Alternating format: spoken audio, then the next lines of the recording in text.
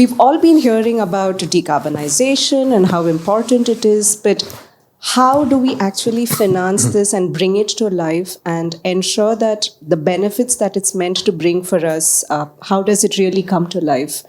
And today's discussion is kind of co-hosted by Aditya and myself, who sit on the Sustainable Action Society board.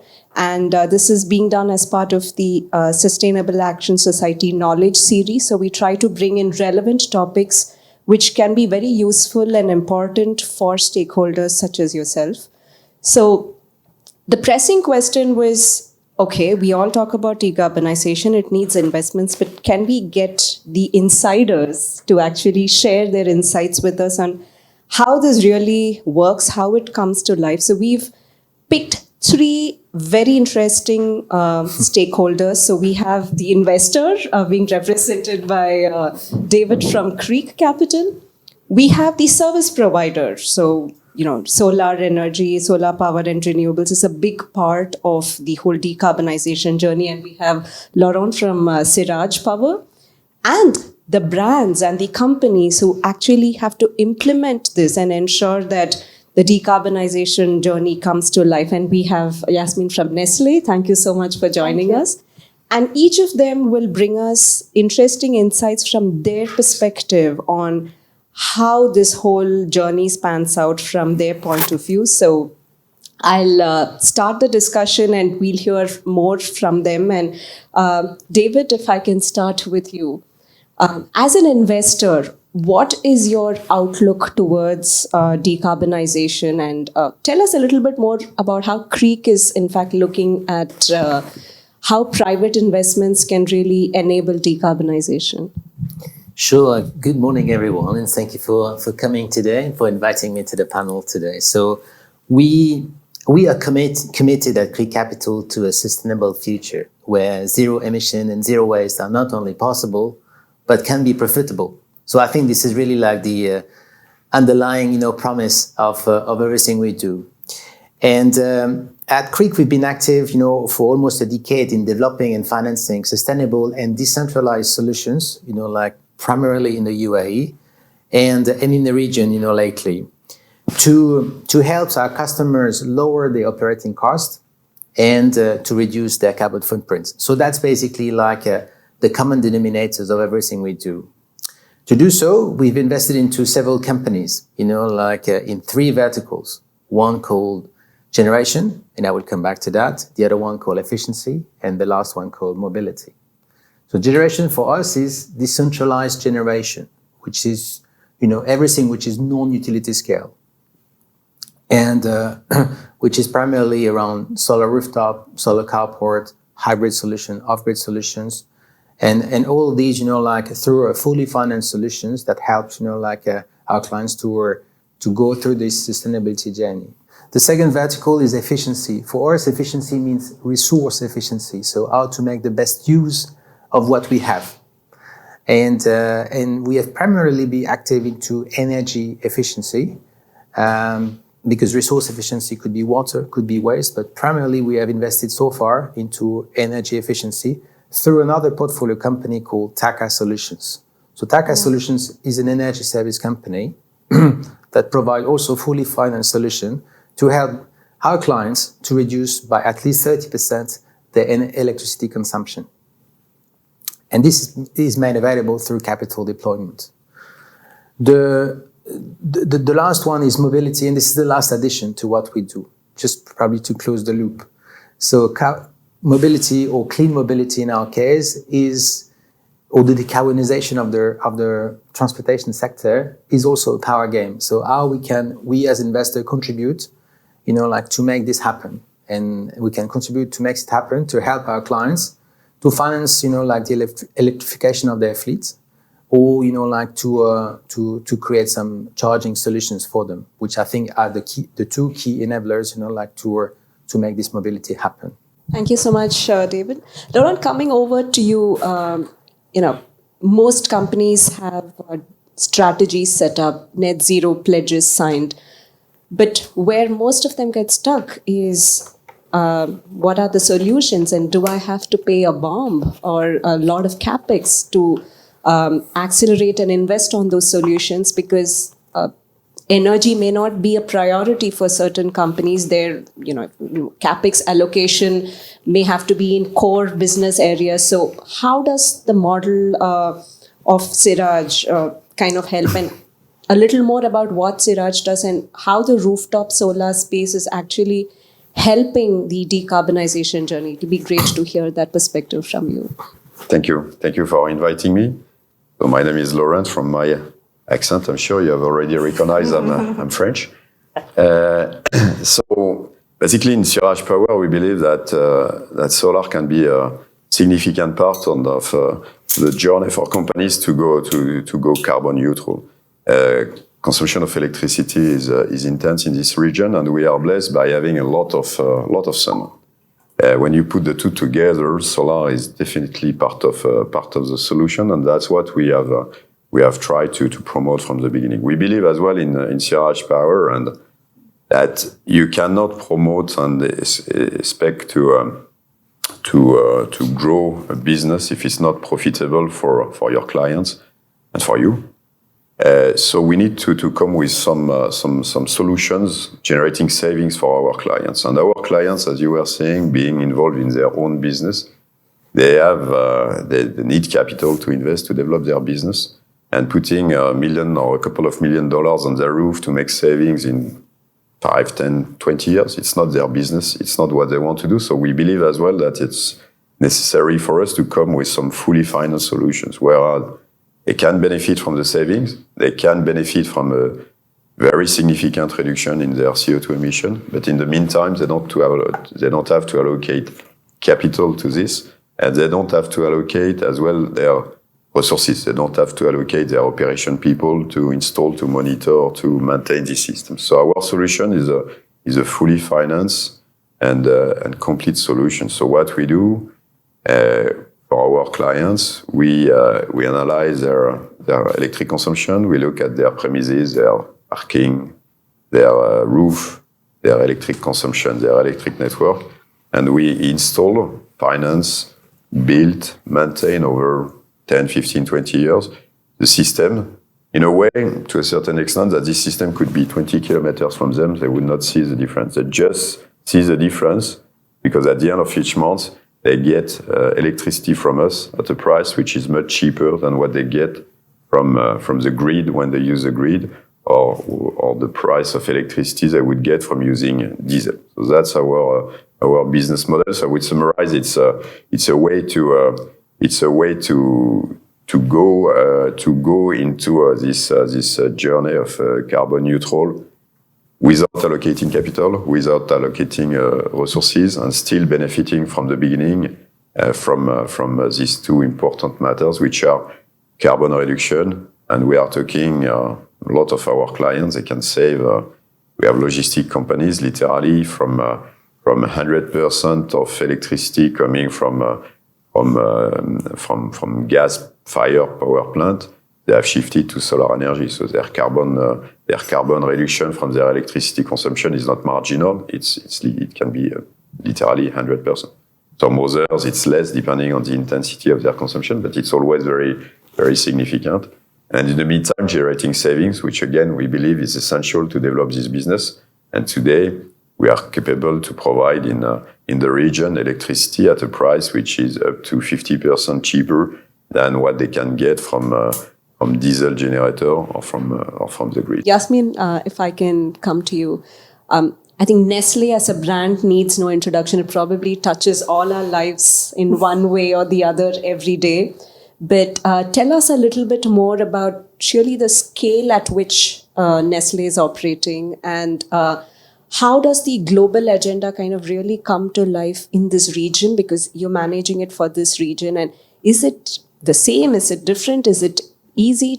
Tell us more about Nestle in this region, and how is it looking at initiatives in decarbonization?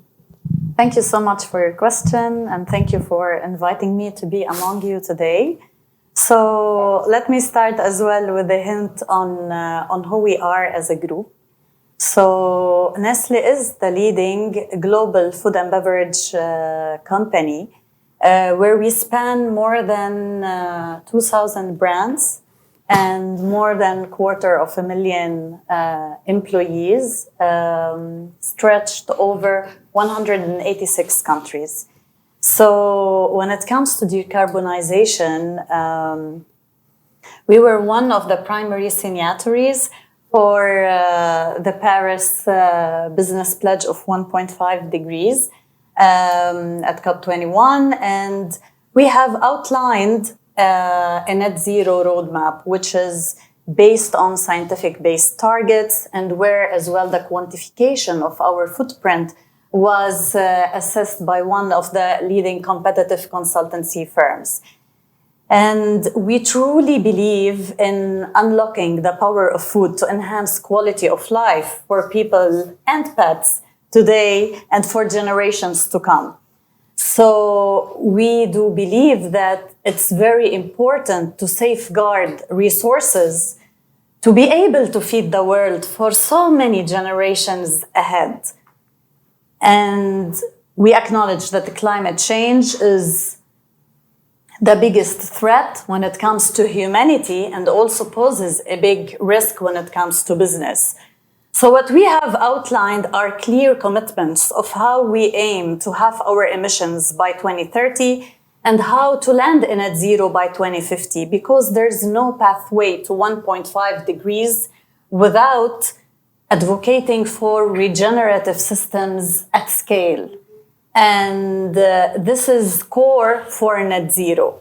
So we have very clear commitments when it comes to how we want to do this transition. So we have aligned on an investment of $3.2 billion until 2025, out of which 1.2 is dedicated to ensure a just transition in advocating for regenerative agriculture. Definitely, we have clear commitments when it comes to renewable electricity. So our 800 manufacturing sites, they will be transitioned to renewable electricity by 2025. How is this in MENA? In MENA, we have 24 factories for food and water. And what we are doing, for example, if I want to zoom in, I have one of our stakeholders where in the Emirates of Dubai, we've collaborated with Yellow Door. So we were one of the primary, let's say, sites that invested through Shams as well, Dubai, the largest ground-mounted solar, and with more than 28,000 panels. And this is Nestle Dubai Manufacturing Al Maha factory, where we are lucky as well that in Dubai there is the net metering, where it's still a challenge across many geographies in the region. And it was an off-site power purchase agreement where we can leverage the green grid and green tariffs that are paid over the lifespan of the leasing agreement. When it comes to Nestle Waters factory in Dubai, we have as well, they invest in the CapEx and we support in the OpEx. We have as well the carport, which as well cleaned, and we have robots. So and both factories are already at 100% renewable electricity. So this is key. But when it comes to manufacturing, in terms of footprint, it is only less than 10% of our total footprint. So we need to look at the big ticket items. So globally, more than 80% of our emissions, they lie in our supply chains, which are out of our zone of control. It is in agriculture with farmers. So it is very important to work closely with more than 500,000 farmers in the world and thousands of suppliers, because we lean on them to source our ingredients, the 30 million tons of ingredients on a yearly basis. I think it's true not just of Nestle, but a lot of companies who are sitting here in the audience today, that a lot of our emissions lie outside Absolutely, and scope 3. Scope 3, right? And I think that's where the collective effort lies in terms of, yes, we can do what we can do within scope 1 and 2, but Yes. scope 3 is the collective universe, which in some shape, size, or format, all of us lean in on. Yeah. So, and that is both an opportunity and a challenge, and we'll kind of come to how we can address that.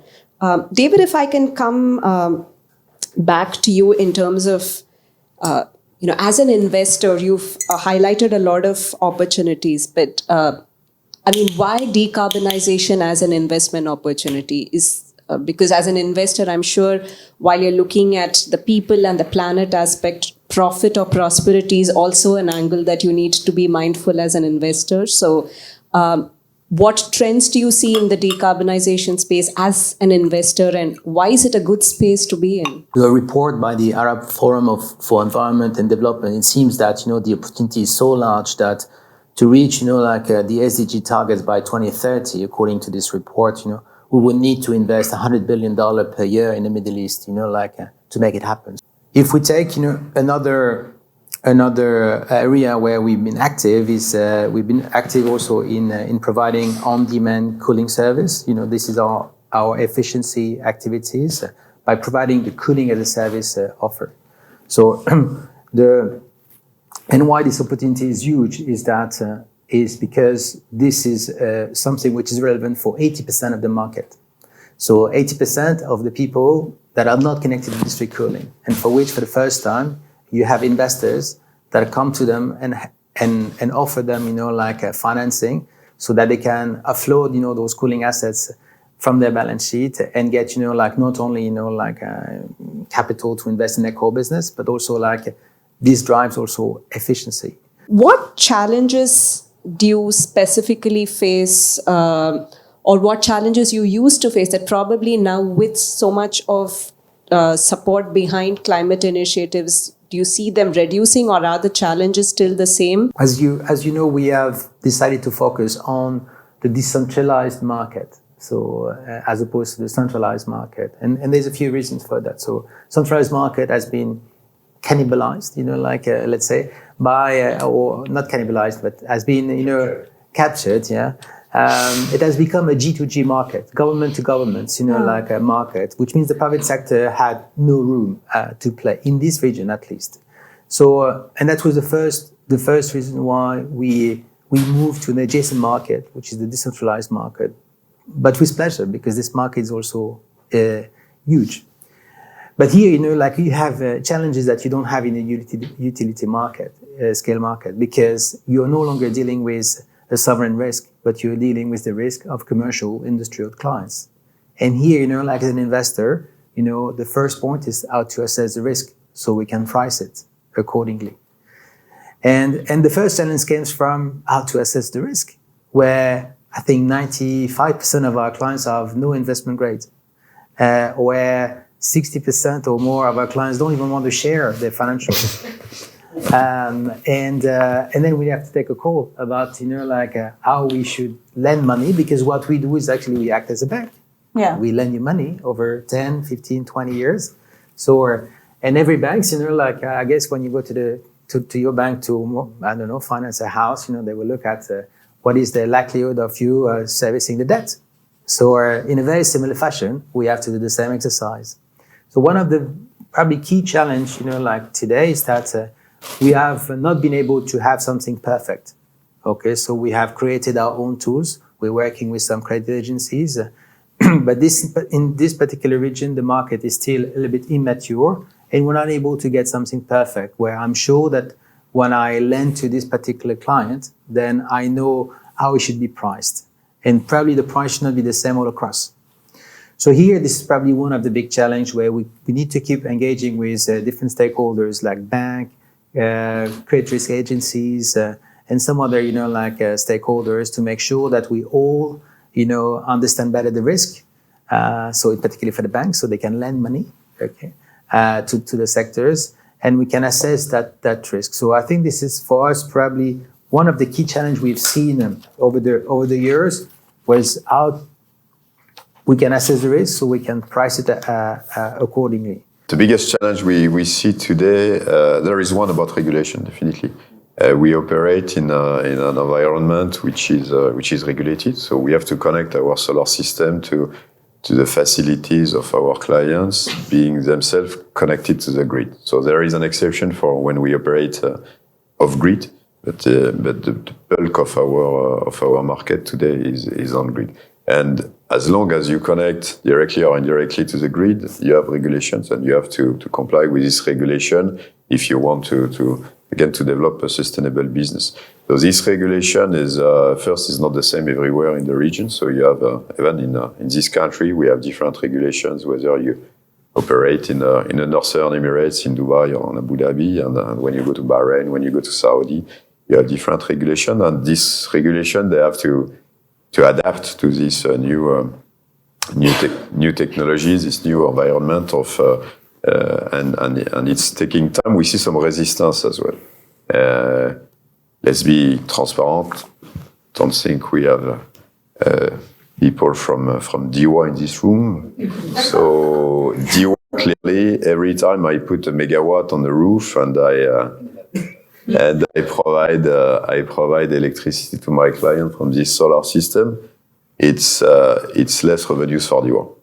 So they don't necessarily see us as nice players and contributing to the development of their business.